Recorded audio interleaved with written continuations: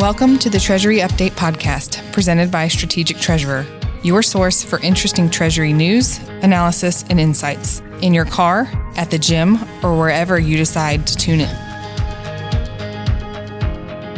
Welcome to the Treasury Update podcast. This is Craig Jeffery. This episode is titled Trends in Next Generation Payments, and I'm here with Michael Reed from Deluxe. Michael, welcome to the Treasury Update podcast. Thanks for having me. Michael, we've talked and met and had conversations in a number of different places, and I'd like to make sure that the whole audience knows what you do at Deluxe, just so they have a background as we move through this concept of next generation payments. So what's your role at Deluxe? At Deluxe, I lead the payments division. We have several divisions here, the check business, which has been around for a long time, and the promotional solutions and data businesses. And I lead the digital payments business, and it's really my job to find digital solutions to take the place of the checks today that are sent all over the country. Excellent. Well, let's begin. When we look at any type of digitization or next generation payments, there's certainly the shift from paper or checks to more electronic or better digital items.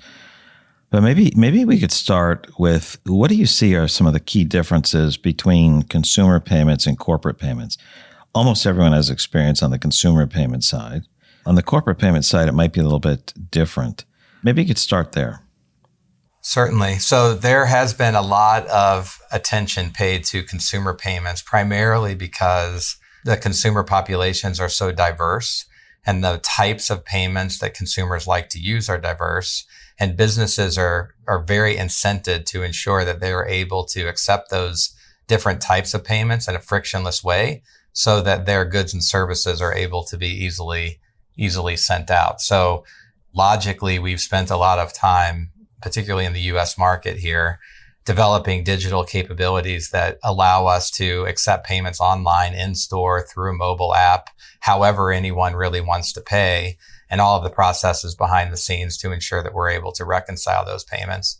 And checks have been out of that ecosystem, as an example, for a very long time, because the digital solutions are so far ahead. In business to business payments, it's almost the opposite. The speed at which a payment happens isn't necessarily the primary driver with which a transaction needs to occur. In a consumer environment, the seller wants to know, am I going to get paid, and how quick, and is this going to work before I give my good or service away? And B2B payments, a lot of it happens behind the scenes through invoices and other information that has to pass around for the payment to happen. And the person who's sending that payment, they have certain needs. And then the person receiving the payment just really wants to get their money. The payer has primarily driven the way in which that ecosystem operates today. And it would probably be surprising for most to know that in business to business payments, over 60% of payments sent between businesses are paper-based. And in the US, yes. So that comes for a variety of reasons, but it's primarily because the payer today needs a very rudimentary set of information. They need an address. They know that the check is going to be able to be deposited and managed without query from whoever they're sending the payment to. And a lot of times they need to send information about what the check's for or why the value is there. And all of that can be communicated on paper and through paper. The mail, the post office can deliver it. The check can be used to deposit it, and a piece of paper can have information written on it that tells them what it's for. And so that's why today a lot of these business to business payments are still sent using paper. Now, I want to go back to your introduction because of the way you're using the term payments. Now, AP group makes payments. A receivables group receives payments. When you talk about you're in charge of the payments business, is that the sending, the receiving? Is it both? Or how do you look at and describe the payment process, right? There's a sender and a receiver. What's your take on that? Certainly. So within Deluxe, we have really two big ecosystems within the payments division. One is merchant services, which is that consumer-based payment platform. So we enable merchants to receive payments online, in store, through a mobile app using our gateways and back-end technology. So I'm going to set that aside because that's not really the part of the business that we were just talking about.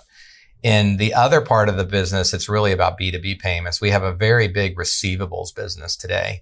We handle the automation of payments for about $3 trillion in payments for companies who receive money today, helping them to reconcile those through the order to cash process. We are very good at helping businesses today to apply those monies that end up in their bank account. In studying those problems, we've built out disbursement capabilities that we believe are going to be important in the marketplace and help to digitize those payments that are today coming in that we're managing as a receivable, as a check. So we're studying, we call it the jobs to be done framework, but our product team looks at what is the job that this paper is doing today that a digital platform isn't doing? Why are we receiving so much paper?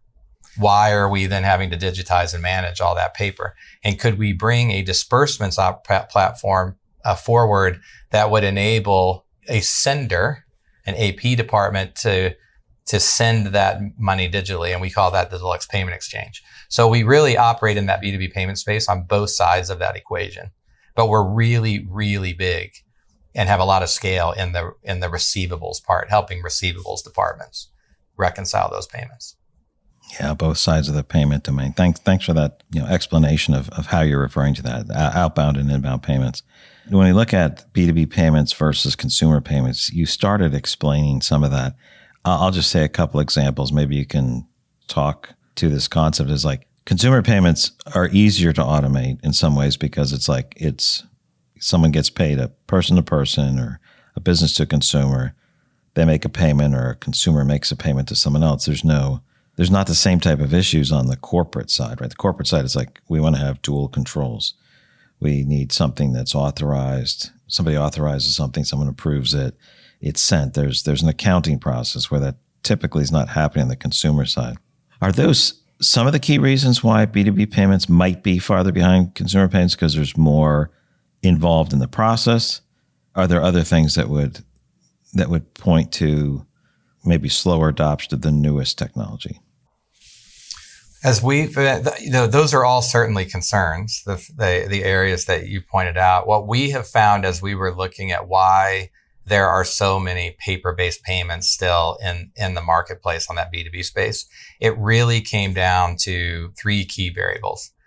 One variable was most of the businesses sending a payment didn't know if they would ever need to send a payment to that person again. So a lot of invoices and other things, property and casualty insurance payments, they're hoping they don't have to send many of those. Payroll for, when someone is termination pay or other kinds of things, they probably don't have to pay that employee again. Medical claims payments, out-of-network medical claims payments, the list goes on. But a lot of them, they don't want to store ACH, wire, or credit card information on someone that they don't know if they're going to ever need to pay again. So they then resort to the check because the check is a known thing. They're not going to get questions about it, and they don't have to store any information. They provide the recipient their information, and they can then take that to the bank and use it. So it's kind of the inverse, because their information is on the piece of paper that's going to the recipient, and that information is what's being used to make the deposit. And a lot of them, they take the picture of the check and it's digitized from there. That's one key piece of information. They don't want to store ACH wire credit card information. The other was a lot of times they're paying a different amount than what might be on the invoice, and they have to tell them exactly what it is they're paying and why. And the largest use case of that is in medical claims payments. If you go out of network and you're seen by a doctor that's out of your insurance company's network, they don't want a relationship necessarily with that clinic or that doctor's office because they don't know that they're ever going to have to send money to them again. So they haven't stored any credit card information or wire or ACH, but they also need to tell them what it's for. So they can print the explanation of benefits is what it's called, and they can print that and they can send it and reconcile that visit. So that was the second piece of information. The payment doesn't always match the amount, and they need to tell them why. And the third is they usually have an address, but they might not have any other information. So you put those three things together, and mailing it is the easiest thing for them to be able to do. And much in the U.S., as so many of our European and Asian friends don't kid us, but are merciless about why do you have so many checks? Such an advanced country, printing things on paper, how 1980 or 1970. But the way, you describe it that way, it's like, it's pretty easy. It's low friction. And like you said, we're also imaging those things as soon as we can and at least digitizing it to some extent for the collection process. I don't know if there's more things you want to say about the friction points for B2B payments or issues that you see in the space. I know you've touched on some to some extent. I don't know if there's more that you wanted to talk about, like where are the points of inefficiency or friction that you see in B2B? The only point that we didn't talk about specifically, but you referenced just now, is the irony. All of the data that we're talking about that ultimately ends up on a piece of paper is starting in a system. So it's already digital. They're then taking that information and putting it on a piece of paper. And then for my receivables business, I'm taking all that information and scanning it and reading it and putting it back into a digital format so that we can then provide it back to the recipient for them to then reconcile into their accounting software or ERP. So it's digital when it starts and it's digital when it ends, but we create this paper trail in the middle that does create a lot of efficiency overall. So Michael, this concept of we want to move from inefficient processes to more efficient processes, and that almost always involves moving to more digital processes on an end-to-end basis, end-to-end from the paying organization to the receiving organization. So I know sometimes we say end-to-end to end-to-end. So it's digital throughout the handoffs, the start point, the recipient, and the individual elements there. So what do you see is needed here? And then I've got some thoughts on why certain processes are more inefficient than others. But maybe you could start there. What do you see is needed to move towards more efficient digital processes? On the receivable side, there's been quite a lot of work to mask, candidly, the issues that are going on underneath. So as an example, we've got a receivables product today that with machine learning and artificial intelligence will learn how these payments are coming in and will help to digitally apply those payments. But that's, 99% of payments now, we call it straight through process where they receive it. We can manage it all the way through. That 1% is still a lot of friction and a lot of payment. So even though there's been really great effort and activity, even by the likes of us, to deliver new and better creative things there, treasurers are still telling us that automation and the need to do more to take this friction out is needed, because with the additional modalities, the additional types of payments, credit card, ACH, and wire have been out for a long time, but then you have multiple types of credit and debit. And then you have wallets that are coming in, and now maybe crypto and the different things like that. So the modalities continue to expand that different, whether consumers or businesses might want to use, that just creates, exponential challenges there. So that's one aspect of it. So that's why we started working on the disbursement side. So how do we help to get the payment to go out in a frictionless way from the start? And so it starts by sometimes entering into a communication that says, I owe you some money. How do you want to receive that money? So our DPX, the Deluxe Payment Exchange platform, we are moving money, we're moving data, but we're also enabling a communication that creates a directory that tells us how the payers and the payees want to relate. And it's going to take those types of technologies coming together where you're able to match the payer and the payee with information before the payment goes out, rather than trying to reconcile that payment after you've received it. Michael, that's really interesting, as you mentioned, tackling it before payment's made. So is this without getting into like a product description, is this like, hey, here's what my invoice is going to be, or what my invoice is. Here's what I'm billing you for. Here's what I'm going to pay for, well before a payment goes on, or what's being done before the payment. A typical payment says I'm paying this much money for these 5 invoices. Here's some short pay information. How is that being done ahead of time? So it starts with an email that goes from the payer to the payee, and with a simple message that I need to send you some money. How would you like to receive it? It starts out in this particular case as, the payer is assuming it's a check payment. So in the payer's mind, I need to send you a payment, and it's going to look and feel like a check unless you tell me you would like it some other way. They also, though, need to, at the same time as the payment, communicate that information on what it's for in a digital container that can allow them, or in a digital format that can allow them to take that information and import it into their system, much like happens at, when we digitize it and send it to them and it gets imported. So it's the same fundamental process of getting the money and getting the information into the system. The first step, though, is to get that paper loop out. Rather than it starting digital, moving into a paper environment, coming back into digital for them to then put it into their system, can we just send a notification that allows them to pick how they would like to receive it, and we get rid of the paper part of that equation to begin with, which is where we started our journey in the Deluxe payment exchange. So you're intentionally cannibalizing your check business, perhaps.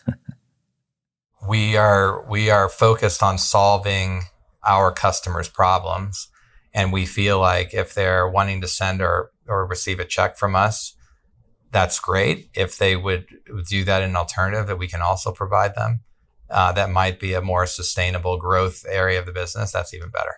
So we are primarily what Deluxe sends out are the checkbooks, right? We send 150,000, I think, checkbooks, packages a day, which are the handwritten checks. A lot of these are the print and mail checks that we happen to be going after in this particular case, where they're printed and mailed. Thanks for that description and some of the color there. When we think about, or when I think about efficient process and inefficient processes tend to be manual. They tend to have a lot of handoffs. That creates a lot of defects. Defects are death to an efficient process. And so paper tends to fall into that category. A process that's designed not to look at the end-to-end perspective tends to fall into that area. Is that how you look at it? Are there other things that we should be thinking about in this move to more efficient digital processes? Anything else? As with any manual process and, paper-based process, and, when you're converting things from one system to others, there's certainly defects. The main problem that our receivables department heads are telling us that they want to solve is the detective work that their teams have to do to go find out why they've received money and how they apply it. So to the extent we can have information and money move at the same time, that can be easily consumed into these systems that reduce that detective work, the happier our receivables customers are. And so that's where on the receivables side, that's what we aim to do, is to get them however they want to receive money with whatever information they need, ensure that it can come in the most reliable, efficient way to reduce that detective work. So the worst scenario might be a manual process that's filled with errors. The next one would be a manual process that's accurate, where people are typing it in. And maybe that's tied with a digital process that has lots of errors. So people have to call, receivables has to call the payables group and say, what are you paying for? Because nothing matched up. That creates a defect. And then the best is digital processes that are highly accurate that you can manage. Is that the sequence, or do you look at it differently? That's generally the sequence. The one aspect, though, that is a real challenge for a lot of our customers is also time. How much time these these take. So imagine if you're receiving, if you've loaned money for an auto, and you're expecting payments to come in, and somebody goes to their bank and they go to their bill pay system and they say, oh, I need to pay my bank and it's due today. I'm going to pay it today. Well, it may take 3, 5, 10 days for that payment to leave the bank and to get to the recipient, to then get processed, to then get applied. Well, by then you may have gone past the grace period where then a late fee is assessed. And you now have there's both the payer and the payee. Both their customers are unhappy. The payer, the bank, they're calling their bank and saying, I paid this today. Why did it take you 10 days to get it there? Then they called the whoever they had their loan through and said, I want this $50 late fee to go away because I did pay it on time, but the bank didn't get it to you on time. That is a very big issue that today, this manual process and digitizing, and everybody thinks it's digital because they're going to their bank portal and they're putting it in but it's still a paper check that's going out, that's going to a lockbox operator, that's getting scanned back into a system that is then getting applied. So that's a problem that we're studying and that we're bringing capabilities to help to solve. I'd like to go through some use cases, the application of some of these concepts, where we take an end-to-end view, or where you're looking at this digital journey, what are the trends in next generation payments. It's certainly not just transferring value, but there's information too that's part of that. At least that's what you've been talking about. I know you have some use cases that can help give some color, put some background on that for us. Well, we've talked about a few of them. We've been going through. The most prevalent is the medical use case. You're on vacation, you sprain your ankle, you go to the local clinic, it's out of network, you pay your out of network copay, they then collect your insurance information, you leave. Well, the process of reconciling that really is just starting. So they send their bill to the insurance company. The insurance company says, no, I'm not actually going to pay that amount. I'm only going to pay this amount. They have to send the information back. They send the payment. And that all happens generally through paper today because that clinic and that insurance company don't have a relationship and they don't ever know if they'll need one. So that's a very prevalent one. Kind of an ironic one is property and casualty insurance payments. So in property and casualty insurance payments, I own a house and I may own it with, someone else, my wife, and we both are on the deed and we're both on the insurance policy and we're both on the loan. Well, a tree falls on my house and I need to receive money. Well, they know who I am. I'm paying them money. Obviously, they don't necessarily know how I want to receive money. And they need to know that both my wife and I are accepting this $3,000 payment to fix the roof. Well, the only way today that's very easy for them to do that without, blockchain or digital contracts is a check, because we both have to endorse the check. The bank validates it. It goes into a joint account. The insurance company washes their hands of it. They're like, great. Both Michael and his wife in this case know that they received the money. I'm done. And so in that case, the check, it's not about explaining what it's for and about getting me the money, because they probably have other mechanisms to do that. But this piece of paper, acts as almost a contract that once I sign it, I've now released additional liability or done other things. So how has that changed in the new environment? So candidly, we haven't exactly solved that problem yet, because it would require a technology probably like a blockchain, where you could send the payment. You could do a smart contract in the blockchain. So, there is technology today that absolutely could solve this.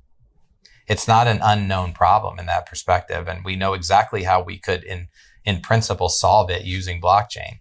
The question is, how do where do you put the blockchain in the process that fits in with all of these other pieces? You still have to move the money. You still have to send the information necessary to manage the payment. Now you need to get a smart contract introduced.